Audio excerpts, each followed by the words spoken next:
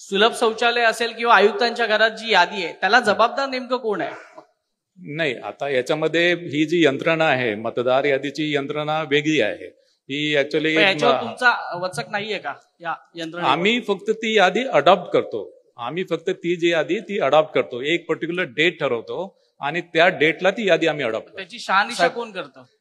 Sir, शहानिशाचे जे प्रकार आहेत ते सांगितलं मी. दुबार मतदार असतील तिथे आम्ही बघतो.